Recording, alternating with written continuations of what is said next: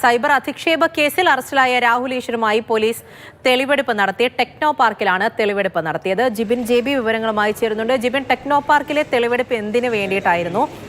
എന്തെല്ലാം നീക്കങ്ങൾ ഇപ്പോൾ പോലീസ് നടത്തുന്നുണ്ട്? ഒപ്പം ജയിലിൽ എങ്ങനെയാണ്? കസ്റ്റഡിയിലാണല്ലേ? നിരാഹാരമൊക്കെ ഇപ്പോഴും തുടരുകയാണോ?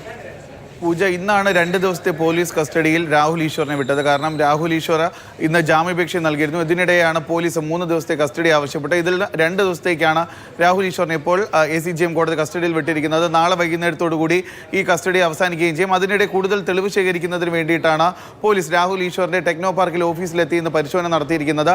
കാരണം രാഹുൽ ഈശ്വറിന് വീട്ടിൽ മാത്രമല്ല ചെറിയൊരു സ്റ്റുഡിയോ ഈ ടെക്നോ പാർക്കിന്റെ അകത്തുള്ള ഓഫീസിന്റെ അകത്ത് ഉണ്ട് എന്ന് പോലീസ് കരുതിയിരുന്നു. അതുകൊണ്ടാണ് കൂടുതൽ വിവരങ്ങൾ ശേഖരിക്കുന്നതിന് വേണ്ടിയിട്ട് കൂടുതൽ ഇലക്ട്രോണിക് ഉപകരണങ്ങൾ, പ്രത്യേകിച്ച് രാഹുൽ ഈശ്വർ ഈ വീഡിയോസൊക്കെ പെൺകുട്ടിയെ അപമാനിക്കുന്ന തരത്തിൽ സോഷ്യൽ മീഡിയയിൽ പങ്കുവച്ചിരുന്ന വീഡിയോകൾ ചിത്രീകരിക്കാനായി ഉപയോഗിച്ചിരുന്ന സാധനങ്ങൾ, കൂടുതൽ ലാപ്ടോപ്പുകളൊക്കെ ഈ ടെക്നോ പാർക്ക് ഓഫീസിന്റെ അകത്ത് ഉണ്ടോ എന്നുള്ളൊരു സംശയം കൂടി പോലീസിനുണ്ടായിരുന്നു.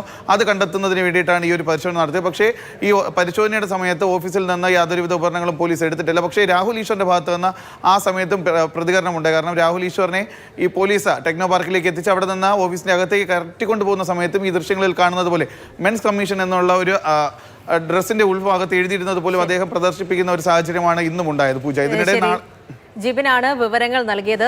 ക്യാമറയ്ക്ക് മുന്നിൽ ഇതായി കാണുന്നത് പോലെ മെൻസ് കമ്മീഷൻ എന്നൊക്കെ പറഞ്ഞ് ഐക്യദാർഢ്യമൊക്കെ പ്രഖ്യാപിക്കുന്ന രീതിയിലൊക്കെ പലതും ഇന്ന് കാണിച്ചു കൂട്ടിയിട്ടുണ്ടായിരുന്നാലും 2 ദിവസത്തെ കസ്റ്റഡിയിൽ വിട്ടിട്ടുണ്ട്. തെളിവെടുപ്പും ഇന്ന് നടന്നു ടെക്നോ പാർക്കിൽ. ജിബിൻ JB ആണ് വിവരങ്ങൾ നൽകിയത്.